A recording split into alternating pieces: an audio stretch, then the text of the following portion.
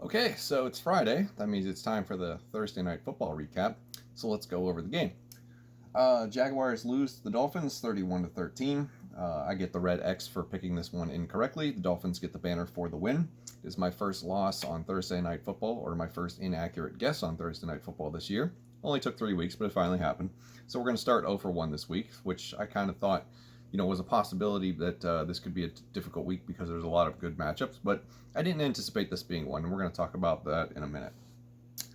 For the stats, Ryan Fitzpatrick played a very good game. If you watch the game, that you probably realize that it's way better than what this stat line shows. 160 yards and 2 touchdowns is pretty good. It doesn't look like they needed him to do a lot, but the amount of work that he did was quite brilliant, actually. Just a veteran presence, very savvy, knowing where and when to push and how much to take what the defense gave him. So, hats off to Ryan Fitzpatrick for showing us all that he still has it. Myles Gaskin did pretty well, 22 carries, 66 yards. If you watch the film, he's just a very good running back in the sense that he doesn't waste his steps, identifies where he needs to go, identifies where he can lead a defender into a block, and then basically does the one cut and he's gone. So if I don't know, maybe if there was a more dynamic threat in the passing game to keep defenses honest, he could be a very good running back in this league, and I think he's only going to get better. Gardner Minshew doesn't have a bad game, 275 yards, no touchdowns, 1 interception. James Robinson has a great game, 11 carries, 46 yards, 2 scores, 6 catches, 83 yards. I believe the entirety of his career at Illinois State, he had 80 receiving yards, and then in one game in the pros against Miami, he gets 83, so that's kind of wild. But definitely good if you had him for fantasy football last night. The stat that I wanted to point out, which I think was the biggest contributing factor to the outcome of this game, was the quarterback pressure, and most notably the total quarterback hits. The Jaguars defense managed 5 quarterback hits on Ryan Fitzpatrick. He looked very comfortable. He was able to take off, move out of the pocket, climb the pocket very well. I think he even was second on the team in rushing, which, don't forget, he led the team in rushing last year. So he's got wheels. So the escapability and the protection provided by the Dolphins offensive line, despite having, a couple of rookies on it, like Austin Jackson and Solomon Kinley, who I loved coming out of Georgia. It is an absolute shame that he got drafted where he did, and the Vikings could have had him at any point that they wanted. But no, they decided that they were just going to ignore their pathetic guard play for the past 2 seasons and pass up on Kinley. So Dolphins got a pretty good offensive line. They won in the trenches. Josh Allen did get a sack, but that was about all they could manage. On the Dolphins side, they managed to get 10 hits on Gardner Minshew. And, it's not that the Jaguars' offensive line is bad. I think that the Dolphins' defense was just more hungry, given the fact that they're coached by Brian Flores and he's very aggressive. Jawan Taylor has played pretty good for the Jaguars. I think Cam Robinson even got ejected from this game on one of those baloney penalties that the officials are all over the dog pile trying to get people off, and they've got their arms all over him, and naturally he shoves them away, and then of course, I have to kick this guy out because he touched me and I'm a referee. So it's just one of those things. But managing to get 10 hits on the quarterback for Gardner Minshew, I believe he attempted 43 passes, so that shows you the duress that he was under for most of the night. In the second half, when they were in obvious passing downs, it really showcased that he didn't have adequate protection in order to stage a comeback. Minshew did miss on a wide open touchdown throw. I believe it was Keelan Cole that was a receiver.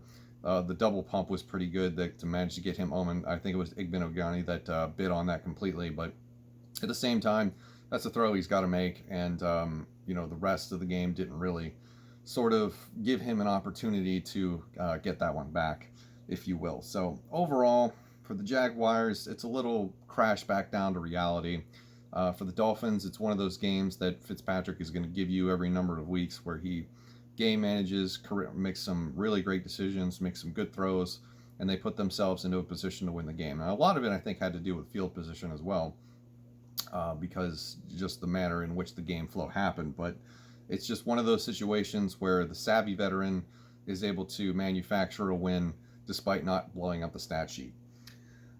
So having said that, I think one of the things that I wanted to do was reflect on this game, because I picked the Jaguars, and if you go back and you watch my Week 3 picks video, which I posted yesterday, And in the first 5 minutes is me covering this game, or at least previewing it.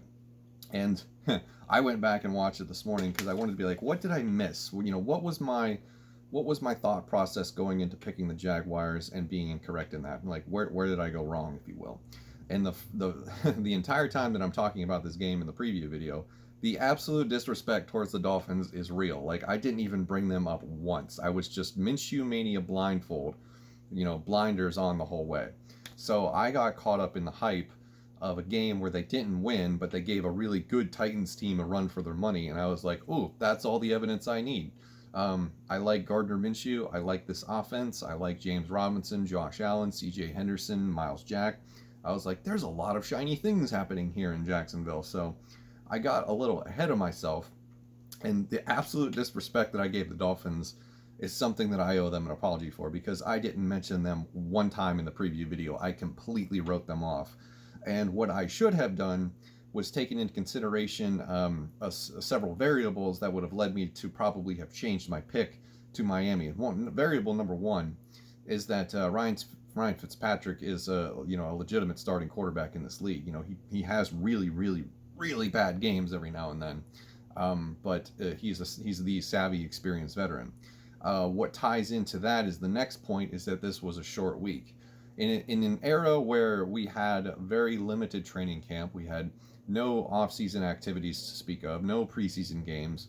On a short week, I think you have to give the edge, at least I will in the future, to the team that has an established veteran quarterback, a head coach who is better. Clearly, in the head coaching department, I think Brian Flores is a couple flights of stairs ahead of Doug Marrone, if you will. I gave a little too much credit to Jay Gruden and his play calling in the previous weeks on how they were able to scheme dynamically the involvement of Laviska Shenault Jr. I expected more of that, and it didn't happen. That hot hand fallacy that I keep talking about in some of my videos, where just because something happens doesn't mean it's going to happen on into the future. So that is sort of my reflection process on how I got this pick wrong. I should have looked at a few more outside variables other than just hyping up a game that they lost because it was a close game with a very competitive, potentially playoff-bound football team that will win its division in the Tennessee Titans. So going forward, I got to try not to make that mistake. So that is sort of where I landed on the Jaguars, and probably why I shouldn't have and should have went with the Dolphins. So it's just interesting to sort of sit here, reflect, and learn on why you were wrong.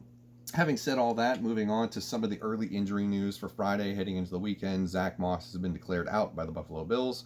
Raheem Mostert has been declared out by the 49ers. I expect a few more outs to be declared by that team as game time approaches on Sunday. And one other significant news that isn't on the injury report right now that I know of, but was tweeted out by Jay Glazer of Fox, that Patriots center Dave Andrews has a broken thumb on his snapping hand, which is significant because now he has to be ambidextrous and try to do it with the other hand, and that's going to probably mess up with continuity between him and Cam Newton. So likely you see the backup center is probably going to have to play, even in the likelihood that they can figure out snapping with the other hand. He's still going to need surgery, probably misses this week, and who knows how much more. So I thought that was pretty significant. Not a lot of injuries reported right now. Remember, they have until 4 o'clock to do that, so it's pretty limited in what I can share with you at this moment. But that's going to do it, the wrap up for the Thursday Night Football game and how we got to where we are, and a few injuries of note. So thank you very much for watching, and I'll see you in the next one.